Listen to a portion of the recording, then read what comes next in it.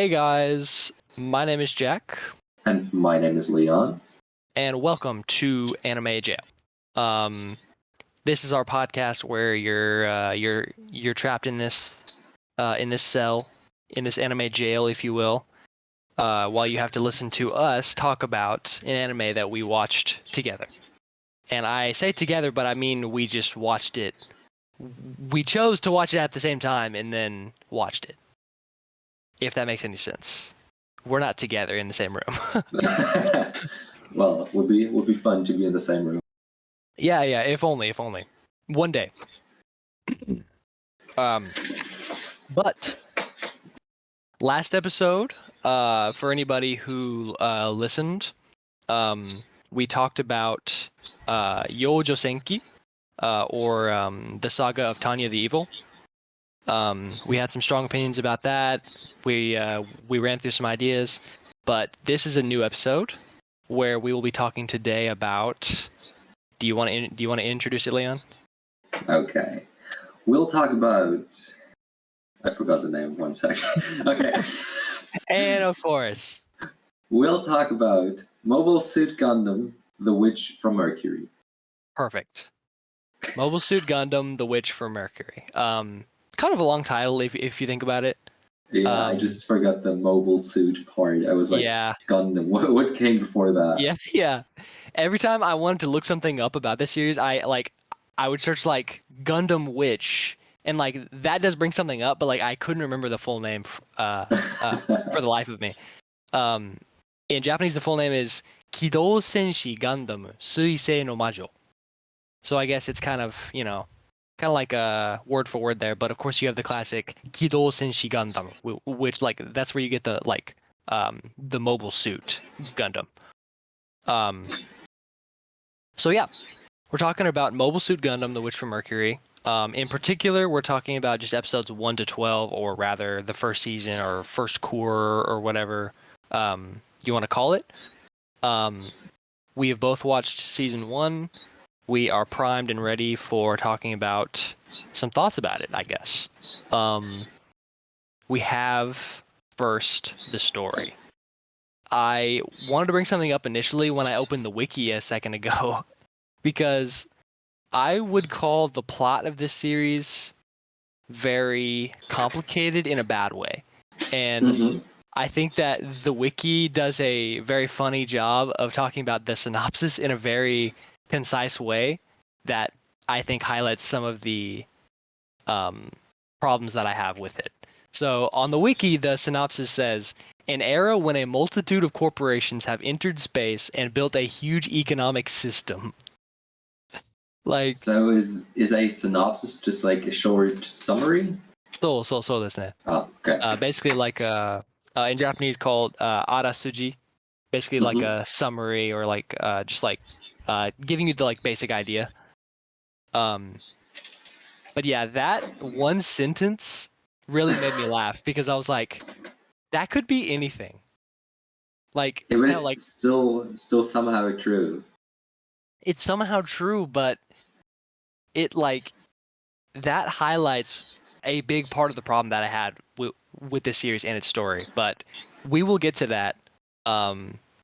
Did you have any thoughts about the story, or was there any way you wanted to kind of talk about perhaps what you liked about the beginning, or what you didn't like, or how you felt the story started, or just give me your general like impressions of the story, like nothing crazy, like you can just say whatever.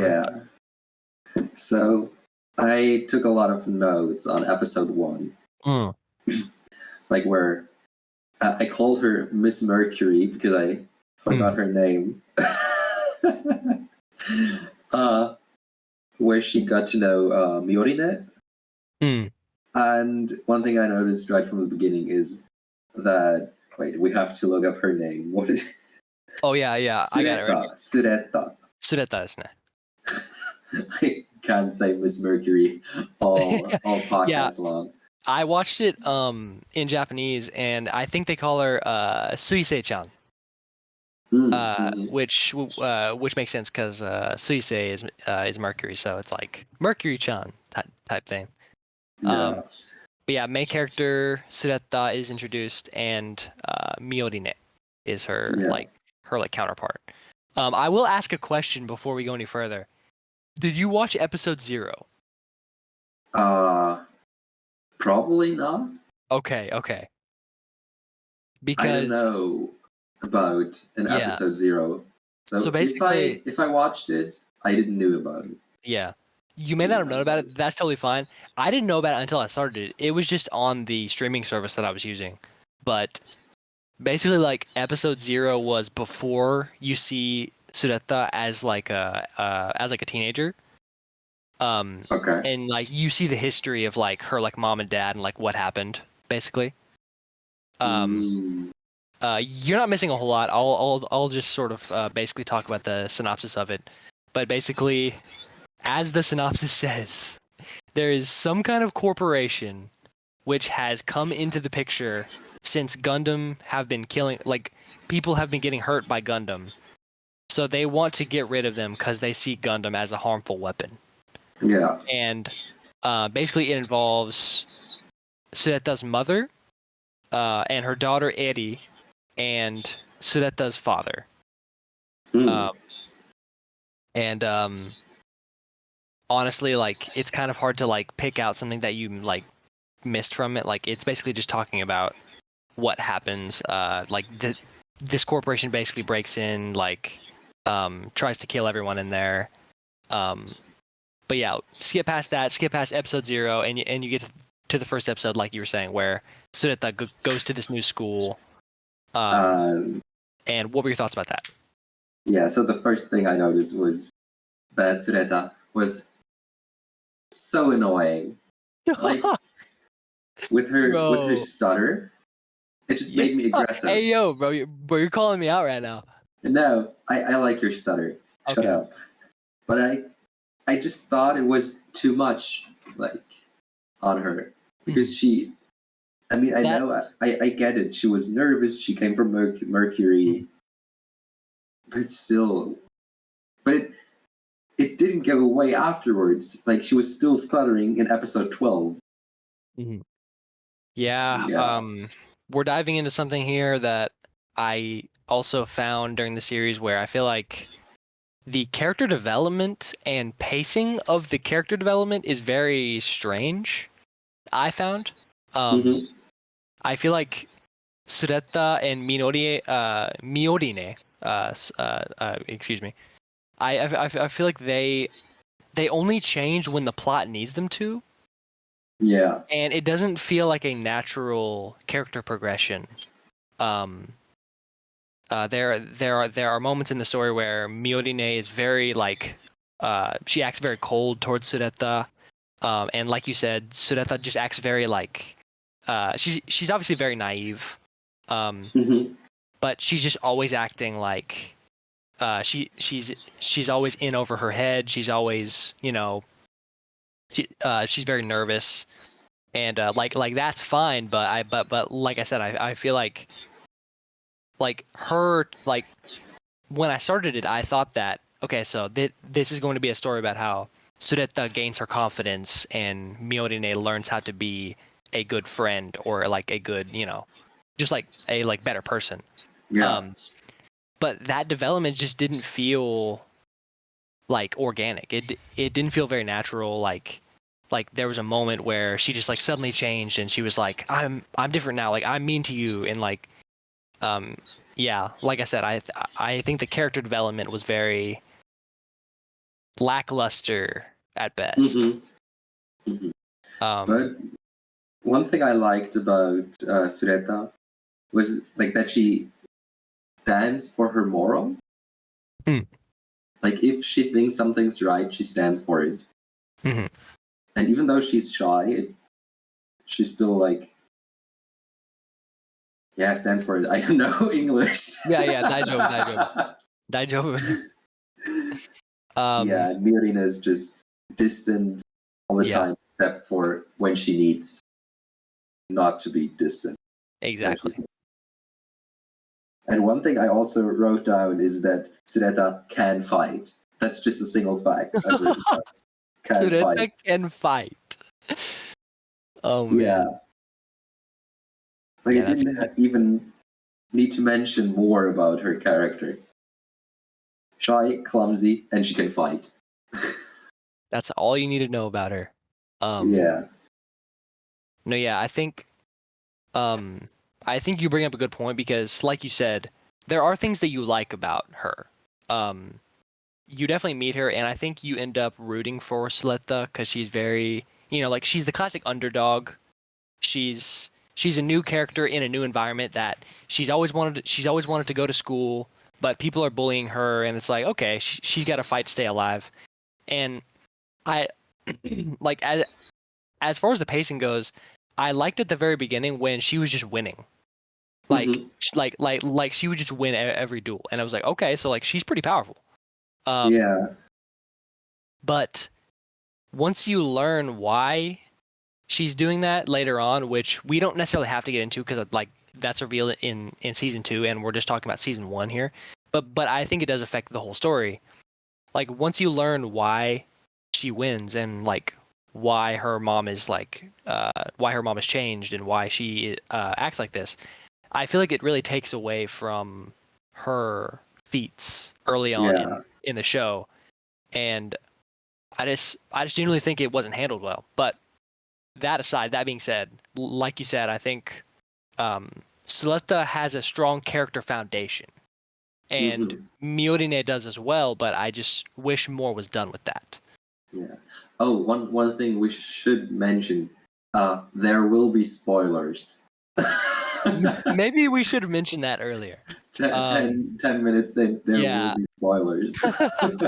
After we just like break down the whole show, yeah. By the way, definitely want to watch it before you um, listen to this. At least if you're interested in watching it.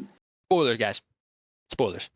Yeah. Um, So I also enjoyed the fights. Like in the first, I think 3 episodes, there were like 2 or 3 fights, and they were quite entertaining. Like they made sense and were just fun to watch. Like they were animated very good. mm. I But yeah, yeah, go ahead. but later on, it just became repetitive. Like I felt like every other episode, there was just a fight, but you'd still know that Soretta will win because she's the main character. You know? Yes. Yes. 100%. Um, I I'm kind of getting blurred because I don't remember what happens in season 1 versus 2. But if you don't mind, I'll just like talk about some things that happened during season 2. Um, Okay. So, but for your information, Jack has watched season 1 and 2. I just watched season 1. yeah, I just kind of thought I would finish it, and I was already there, so that's why. But yes, we're technically just covering season 1. But yeah, like the fights, like it started out cool, and like I like the idea of um like they don't like argue all this stuff. Like they challenge people to a duel, and if you win, you put something on the line, and like the winner takes something, the winner loses something, which I like that system. But like you said, I definitely agree that it got very repetitive. And like I said earlier, at first I was a big fan of it because Sudetta was just winning, and she was just winning, and I was like, okay, so like this is obviously going to build up to her like losing at some point because like she's got to learn something. Um, and then the first time she loses, spoiler alert by the way, it's because Miorine sabotaged her because she's trying to get her away from Gundam because she thinks that it's going to bring her towards her mother, who she thinks is harming her. And I'm I like, think that's not even on season 1. okay. So that's in season 2. At least I don't remember. Yeah. It might be, but I still think it's pertinent to the story. Hmm. And I think that it just shows how these characters just do whatever they're being told to. Like at that point, like if it is in season 2, that means they've spent an entire season together, and what have they learned? Miorine has Nothing. learned to sabotage Sureta. Like in instead of just talking to her about her mother and like how she feels about all this, she decides to like possibly put her life at risk in this match. And I'm like these characters just don't act like they're friends, or they don't act like they're like they don't act like they care about each other. And so I think that the fights, like you said, really got repetitive, and that like they were just underutilized and they didn't go anywhere. Though it did have a good foundation. But that was my thoughts about most of the fights. I think the animation early on was pretty good, but I honestly wasn't a huge fan of how the animation like turned out for the fights. Yeah. I think it was a little uninteresting to look at. Would you give me 5 minutes because the washing machine is done and I just need to tag out one thing? Yeah. Be right back. 大丈夫大丈夫。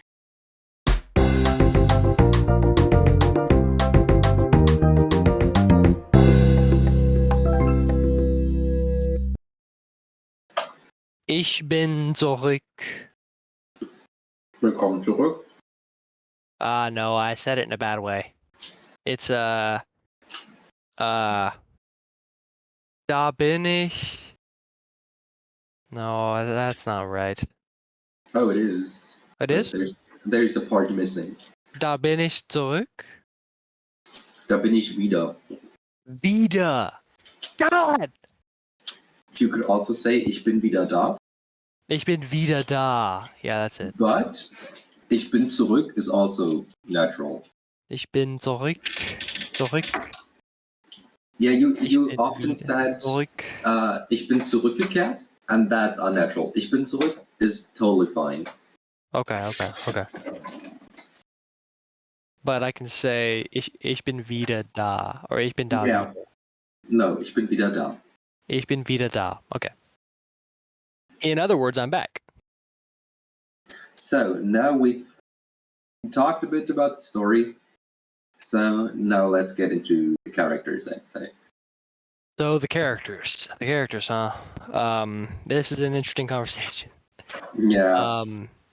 I'm looking at a list of the characters right now, and it's if you don't mind if I start, it's really strange to me because I will say something transparently here. I actually watched the entire show on Japanese subtitles. Mm-hmm. So I won't lie, I did miss some things, but to be honest, I remember a lot of these characters. And that is saying something because, for just like a 24 episode show, like to remember that many characters is pretty like, whoa. Like I remember Sureta, obviously. I remember Miorine, Gueru, Erang, Shadiku, Nika, Chuchu, Daoda, Martin. I remember him. Like I remember a good amount of these characters, and like the way that I feel about a lot of these characters is, in this show, I feel like character progression is not written very well. Mm-hmm. That being said, I think that what they've done to establish the characters as like friends and like how it's written and like their dialogue is very believable. Yeah. And I think like, them being in the what was it, like the Earth dorm that they were in, that dorm felt like kind of like a family, and like that feeling kept me engaged, and like seeing them together just like talking felt good. I just wish they had some kind of positive development, because I feel like every character like just felt like a background character. Yeah, that's they just felt like they didn't matter. Like the only characters that mattered, unfortunately, were the characters involved in the political plot line, which is like Gueru, Eran, Shadiku, even like Miorine. But honestly, even Sureta felt like she didn't matter a lot of the time. Yeah, she was just a side character. Exactly, and I was like, she's the witch from Mercury, and I feel like, I don't know, this is kind of like branching out a bit, but the entire show, because okay, let me break something down for you. In episode 0, Prospera's personality is totally different. Okay. So basically, from episodes 1 to 24 or like 25 or whatever, she acts like she's like this mysterious businesswoman who is a part of this corporation that wants to do all this stuff, and like it's like very mysterious as to why she's acting like this, and like she has plans that like we don't know about, like classic like political plotline shit. Mm-hmm. But in episode zero, she's just acting like a loving mother and like a just like a normal person, and so this whole mystery as to why she's become like this, I I feel like is built up. She's like, oh, my daughter died, and I decided to make Suletta into whatever. Not to go too deep into that, but I just feel like it's not laid out well, and I'm just like, I'm not only confused, but I'm bored. Mm-hmm. I get that. Yeah, so I agree. I agree with you that the characters, like most of them, felt like side characters, except for specific plot lines. Like when there was a fight, the characters felt like they were main characters. Exactly. But after the fight was just back to normal.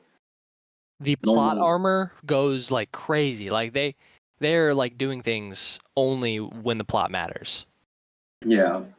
Also, one thing I thought was fun, if you look at Eron, Yeah, like at yeah, a yeah. picture of him, he reminds me of like Howl from Howl's Moving Castle. Howl. Okay. Let me take a look at this. He kind of does. He gives off that same air. Also with the earrings. Oh yeah, the earrings. Yeah. Interesting. Uh, i- Also, is his personality similar to Howl? no. Oh, Well, okay. at least I don't think so. And let's go to the next character, Gueru. So the only Gueru. thing I wrote down to Gueru is he acts like a tsundere. Yeah. Yeah, you're not lying there. A little too much. Not gonna lie. Yeah, that's true. But I liked him somehow. Yeah. I actually ended up liking him too, because like I just like his personality. But it's literally like I was saying, like he goes from like mattering in that one fight with Sureta, and then she beats him, and he's like, "No, my dad helped me win. Fuck no." Um, and then like he just stops mattering for like the entire like first season, and then like he Yeah. comes back second season, and like he's like one of the main characters, like helping Miyodine do the shit, and I'm like, dude, you don't matter. You haven't mattered for 10 episodes. Yeah, and basically And in like season one he it'll just just show comes clips of back. him working, and I'm like, what are you doing? In the end of season one he just comes back and kills his father. Like that's all he Yeah, does. he just pops in, and I'm like, man, are you like, do you expect me to like get upset that he killed his father because because he's been gone for the past 10 episodes? Like, I jeez. felt good that he killed his father because like that guy was just annoying. Yeah, his father was a shitbag. Um, also, dude, I must say, I'm not a fan of this guy's character design.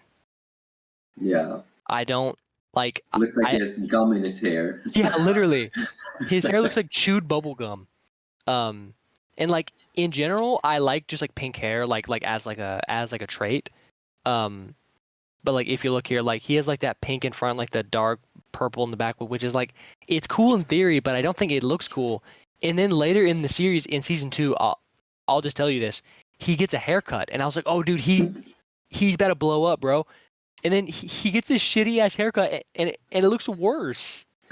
His hair looks worse. And I'm like, dude, they made it worse. Anyways, tangent about this guy's bubblegum cut. But yeah, he like, and not to go far too into season 2, but do you mind if I say something about season 2? I mean, like you're not gonna watch it, right? Go ahead. Like I'll just name the episode like Yeah, Mobile Suit Gundam: The Witch from Mercury season 1, yeah, and maybe some season 2. yeah, yeah. Okay, fair enough. Maybe I shouldn't have watched season 2, but I just wanted to finish it. But later, like literally like second to last episode, do you remember Gueru's brother? Yeah, Hold on. Let me that see if he's still. annoying guy. Yes, that annoying ass guy. Hold on, what's his name? I just kind of want to find it. He's probably on Oh, the yeah, political. he's in another. Oh yeah, Vim. I didn't even retain that. But yeah, this guy's brother finds out like second to last episode that he killed their father, and like he doesn't even try to understand what happened. He just like gets so mad and he's like, "Brother, you killed our father. Why didn't you tell anyone?" Or like, "Why didn't you tell me?"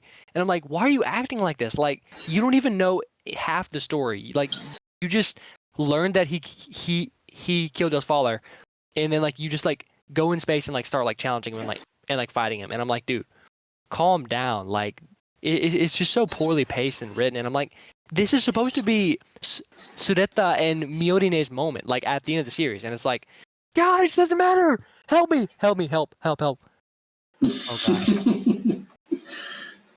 I'm just like I'm like racking my brain trying to make sense of the pacing of this series. Yeah, it's weird. And well, I think we should go to the last important character. I'd call him important character. Yeah, Shadiku. Shadiku ですね. He And actually, was I don't have much to say about him, yeah. except for the fact that he's just annoying.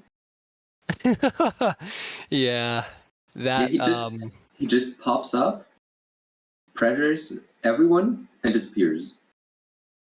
bro, I'm telling you. At least watching season 2, you get some kind of closure for these characters. But if you just watch season 1, you get nothing. Like these characters just like disappear at the end and nothing happens. Like there's no season 1 like resolution. Yeah, Like it's just paced so bad. Like just speaking about season 1, it's like you said. Like he shows up. You find out he's in some kind of secret organization, like every single character in this goddamn show, without any like explanation. And then he's just there. Like at the end, it's like, oh yeah, he might be doing something, guys. And it's just like, oh yeah. my god, his character design is better. I will say. Okay, I like how he looks. that's good. I think he's an attractive man. Kind of Uh, handsome. actually, maybe I shouldn't say that because he might be in high school, but nonetheless, kind of the Ikemen character. Hmm. He's kind of like he has like the bright personality type guy. Um, and in general, just like branching out to like something else, I think the character designs, apart from Guerrero that I just shat on, the character designs for the most part are very strong. Yeah, that's Um, true. I think the characters look great. Yeah, and also talking about handsome. Yeah, One thing I found attractive. I don't know if that's the right word for a yeah, uh, not adult person. yeah. Maybe But if like you remember in episode 7, yeah, the where Miorina and Tsureta were on this congress type of thing. yeah. Shall we Gundam? Yeah, she wore this blue dress, Yeah. Yes, and yes, this yes. blue dress looked I know what you mean. so good. It Yeah, was, and if you like, if you look up the dress, like talking about design choices, and if you know, look up Ningguang Genshin Impact skin. okay, yeah, that's very similar. Holy shit. Man, you're just making all these connections. Yeah, that just Dude, happens, but you I'm know. like, uh, I'm like, look at them here. Like they look good. Like, Yeah, like they're stylish. Like the character designs look great. And it's just so like tragic. Like that's like one like that. That's a major theme that I have with this series. By the end, is like it's just kind of like disappointing to me because I feel like it had so much potential. Like, um, I would like to talk a bit about more like other aspects of the show, but I feel like there were like a ton of good things about the show, and its production quality was in general very high. And I just feel like for me it's a bit unfortunate, and maybe I had the wrong expectations going into a Gundam series because I just haven't watched much Gundam, but I feel like it just wasn't what I wanted it to be as a non-Gundam fan. Which to like Gundam fans out there, because like I actually talked to my cousin a bit about this, and I told him my problems with it, and he said, "Yeah, that's every Gundam anime." And I said, "Okay, well, maybe Gundam just isn't for me. I'm not sure, but those were the expectations I had going in. Were just a solidly written show, and I didn't get that." Yeah. Also, one thing I think wasn't mentioned in the beginning is where the term witch comes from. Dude, I swear to God, that was a mystery the entire show to me. Like, it took me so long to realize what a witch is supposed to be. Please enlighten me, because I feel like I missed that whole part of the show. Or at least what I think it is. Okay? Yeah, just give me whatever you can. So I think I found out that witches are the people who like use Gundams.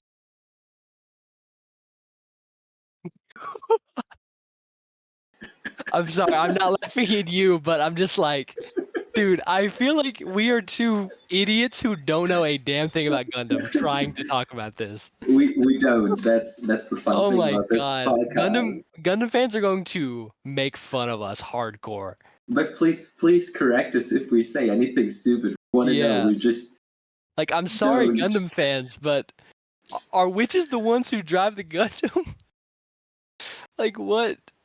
Like, oh my gosh, because she's Suisei no Majo, so she's the witch of Mercury. So it's like, does each planet have a witch? Like, is it like should I know about that, or Well, I don't know. in the end of season 1, there's also the other witch, like from Yeah, Earth, I okay, think. I do remember that. Yeah, I do remember like someone mentioning that. But I feel But like at the very least, sorry, sorry, go ahead. but I think it would be weird if each planet just had one witch. Yeah, and that's what I'm saying. Like, I feel like at the very least, like, because like, I would like to say that I was paying attention while watching. Like I didn't just have this on in the background. And like, sure, I may have missed some things, but at the very least, the concept of the witches of the planets was very underdeveloped. Mm-hmm. And it was just kind of like, okay, like what is a witch from Mercury? They're like, what are witches? Like is there a reason why they're called that? Are they different from other people who drive Gundam? Like, I don't know. Some Gundam fans gonna make fun of me hardcore if they watch this, um, but yeah, I also had that same question, Okay, good. if you will. Yeah. We could now. I think we could now talk about the music. I'm down to. I I did want to give a shout out to probably my favorite character, which was Choo Choo. Oh yeah, she was cool. I I think liked her. her character design is genius. I love the giant like pink buns. Um, I think she had a great personality. Of course, she had no arc. She didn't matter at all to the story. So you like fuck me, I guess. But she brought a good presence in every scene she was in, and I liked her. So shout out to a lost character in a series that didn't write her. I also need to make a shout out. Now Yeah, that yeah. you're mentioning it, not about the specific character, but more to the quote they use for starting duels. Yes, Or I like know what you're talking about. making this contract. Yes, let me find that. Do you remember? Yes, I do. I don't remember the like actual quote, but I remember them saying that. Let's see if we're talking about the same thing. Oh, we are, I think. Oh, if you know it, please tell me. Alea yakta est. Is that it? That is it. Alea yakta est. Okay, and what does it mean? It's like the die is cast. Oh, when did they say that? Like after making their wagers for the fight. Oh, maybe I'm like blind by that because I listen to it in Japanese and I use Japanese subtitles. Yeah, And maybe. I like they didn't speak any Latin, so maybe that's just the translation. Which, if so, that's pretty cool. No, it's not the translation. They actually say it. If you like Google. Here it is. Once both stakes are made clear, the observer says alia iacta est. The duel is approved. And claps their hands. Okay. Yeah, I do remember that now that you mention it. I was talking about this part. Party B says victory is never decided by mobile suit performance alone, nor by the skill of the pilot alone. The result itself is the only truth. And then they say fixed release, and then they start the battle, which I remember that. This was like probably before. I was talking about the Latin quote. Yeah. Just because I had like 6 years of Latin in school. I see. And my teacher used to like talk a lot about like quotes, like well-known quotes. Interesting. That is really cool. Yeah, so that's my shout out. 10 minutes of the podcast just for the shout out. That will be edited down, hopefully. But moving on to the last topic, I'd like to talk about some of the audio design, in particular the music and the voice acting. So, music. Yeah. How did you feel, brother? I loved the opening. It was good. Like Yosobi did a good job singing. What was it called? Shukufuku, I think. Shukufuku. I think it means like blessing. Yeah, so it's like God's blessing, or like divine blessing, divine benevolence. Yeah, I remember it from the title of Konosuba, from the full title. Yeah, so. Kono subarashii sekai ni shukufuku o. Yeah. God's blessing on this wonderful earth, or whatever. But yeah, I definitely agree. I think the opening's great.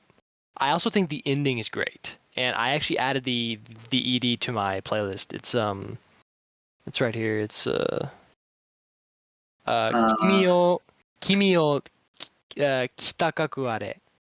So now for the first time, I really have to disagree with you. Really? Okay. The ending was so boring. Like, dang, I really? didn't even want to hear it. Like, I listened to it twice, or would you say thrice? Like, yes, times? Okay. You could say thrice. That sounds weird. Would you say that in German too? No. Oh. You'd say like einmal, zweimal, dreimal. I see. So they're just one time, two times, three times. Yeah, you could say once, twice, thrice, and you can't say anymore, I don't think. Yeah, same like with placements, right? Like first, second, third. And then there's yeah, and then they're all off.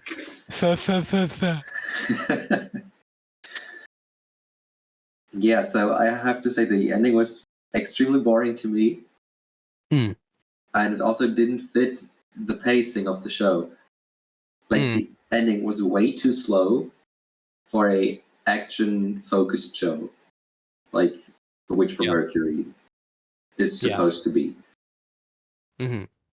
Yeah, I thought it was fitting. There is actually, if you didn't like how fast it was, this version is actually a slower version. So I'd like to send it to you, and you can listen to it later. And of course, that won't be featured here, but I would like to hear your thoughts on that. Yeah, I'll tell you. But I, in general, liked the music in the show. I think Shukufuku is a great opening. I love the ending personally, and you may not have heard him, but the opening and ending for the second core or second season, I actually really liked as well. I thought the second ending is a little weak. It's by do you know Millet or like Millet or whatever? I think so. She did one of the Freerun endings recently. I don't think you watched Freerun, but no, I have not. Yeah, I don't love Millet, and I thought that song was a little weak for me personally. I just didn't like it. But I thought the second opening is also really good. It's by Yama. It's called Slash. Okay. I also added that to my playlist. Great song. Which, like, once again just led to the like like there was a sense of high production value in this show, and it's like it has great music, great artists are coming to do this, like fucking YOASOBI, like the big boys are like doing this, Yeah. and like that did keep me engaged because I was like, oh yeah, like good music, good, good Good production. vibes. Good Yes, vibes good for the vibe. beginning of the episode. Yes. Um, but then it just let me down with this. Like it felt like all style, no substance. But Yeah. sticking on track with the music, I think the music was overall good. Did you have any standout feelings about the soundtrack in particular, like the OST? Not really. So it fit. I have to say it fit. It really fit. Like there was nothing special about it. Hmm. I mostly agree. I kind of sat and listened to some of the tracks uh like afterwards to kind of just like hear them because there were some good moments, but I also think it wasn't anything too special. I think there were some like it was really going for like that cinematic dramatic feeling for the OST, and like you said, it fit. But no real standout tracks by themselves, which I think is kind of a detraction for me because I really do care about OST, and Yeah, you do. and like we talked about with uh uh like Tanya, like as bad of a show as Tanya was, like the main theme was actually really cool, and like I still remember that, and Mhm. like having like a good main theme like that, or like a standout track really adds to my personal enjoyment, and I didn't feel like I fully got that here, so that was a Yeah. bit of a blow for me.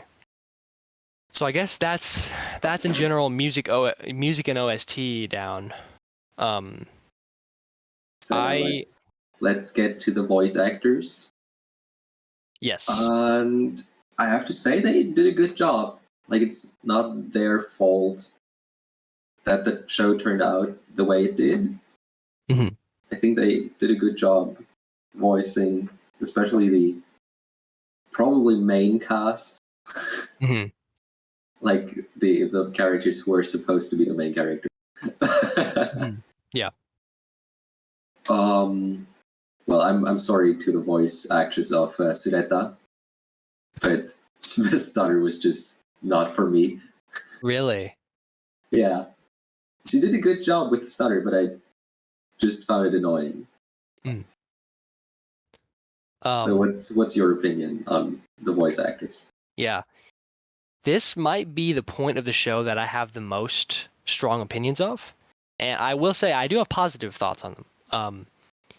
I think this show, dude. Oh my God. I'm sorry. I just realized Mamiko Noto, who did the voice for the main character of Kimi ni Todoke, voiced uh, Selena's mom. Like that's crazy. Like I didn't even realize that. Like she's amazing. Um, but side tangent. I I was truly blown away in moments at some of the voice performance. Like this cast is kind of a stacked cast. Like um, first of all, the voice for Sureta, while I didn't think it was the strongest performance, I think in general, Kana Ichinose is a pretty strong performer. Um, uh, she voiced Fern, I know, in Frieren. She also voiced um, Yuzuriha from Doctor Stone. Um, she was also uh, Pudding from DIY. It's also the voice of Maki Shido from Love is War. I remember when we talked about DIY, Yeah, yeah, yeah. like in private, not on the podcast. Hmm. For anybody hoping that we're making DIY, maybe someday as a rewatch. One day, dude. That series is one of my goats. But yes, I think Kana Ichinose did a great job. Um, while I don't think it was the strongest, because there were some really strong performances. Of course, Natsuki Hanae, he is currently voicing Okarun from Dandadan, and he's doing he's insane, like what he's doing. He's also Tanjiro from Demon Slayer, obviously. He's played a lot of other major roles, but he did a great job. Makoto Furukawa, like he voiced Saitama from One Punch Man, and I think he's just like stellar voice. But I think far and away my like the biggest performance of this was actually a very minor character. I genuinely don't know her name. I don't know this character. But apparently she's called Noria Dunok. I don't know what the fuck that is. But Aoi Yuki, who funnily enough voiced Tanya. Dude, she gave a performance in season 2 that I I rarely get like emotional when like hearing their voices because I'm like, it just sounds like voice acting. She took it to the next level. Like it was crazy what she what she was channeling when she was voicing that character. I don't know what came over her, but it was, let's just say, like it was doing it for me. Like the voices in this show, crazy, stacked cast. Like I said, Maybe. I just learned she's in this. Like Mamiko Noto is crazy. To me, this was a stacked voice cast. It was amazing. And Yeah, like honestly, maybe. that is one thing that kept me going. Okay, so maybe Aoi Yuki was just so aggressive from Tanya that she voiced this character so good. He was so angry at having to play Tanya. Yeah. He was like, I need to get this out. Oh, dude, Wait, TB. she's also Madoka. Bro, that's Oh, awesome. is there a TBA for Tanya? Oh no. Oh god, no. Yeah, remember we talked about Yeah, this. Season 2's on the horizon. yeah, I forgot. Oh, But dude, she's also Mao Mao. Like she carries Apothecary Diaries too. Like yeah, she's true. so good in that. She's great as Um, Madoka. well, Um, season 2 of Apothecary Diaries is around the corner. it So, is. It is. will you also be opening? That's right. Yeah. So let's see. I'll I'll at least like watch a bit. I don't know if Yeah. I'll finish it, but probably. But that was my thoughts on the voice actors. I had very positive thoughts about it. Oh, dude, Yeah. hold on, sorry. Shion Wakayama's in it too. She's also voicing Momo from Dandadan this season as well. Like it's just like crazy, like how many goats are in this cast. He had such a good cast for a mediocre anime. Yeah, And with that that, I think we should get into our personal opinion. I think you're right. I think we've yapped long enough. We need to get to the bottom of this. Yeah. So I'll start. That's fine. Go ahead. Go ahead. So overall, I still have a positive feeling about the show. It's Mm-hmm. not good enough for me to watch the second season, Mm-hmm. but the voice actors as well as Yosubi did a good job making it fun to watch. But the story as well as the ending was just meh, mediocre. Mm-hmm. That's why I rated it 70 out of 100. 70 out of 100. Okay. Yeah. The good old 70. So I guess on mine and your scale, it's like almost at like, but just a bit, a bit neutral. Yeah. Um, I think that represents my opinion. okay. For me, I ultimately was disappointed, perhaps because I went in with the wrong expectations, but nonetheless, I feel it didn't live up to what it was building up to. I think it has very high production value, and like a lot like a lot of love and care went into the show, and you can feel it. That being said, I think it's a very style over substance type show where the characters don't progress as much as you want them to, and the plot is more confusing than I could follow clearly and like enjoy myself. And for that opinion, I give it a 60 because I think it is worth watching at the most. Like at its highest rating I can give it, I think it is worth watching if you want a high production value show that it'll give you some ups and downs. It'll give you some tense moments, but I wouldn't expect anything too crazy from the characters and story. And for that, I give it a 60. Well, then we're pretty close together as last time with Tanya. And basically, almost all the time, there are just some shows where we extremely disagree on. But this is none of them. But in general, it was just two girls that I wanted to be in love, and they weren't really in love, unfortunately. We say goodbye here, and please stay tuned for Leon's great editing for the next episode. So Okay. Bye-bye. See you guys later.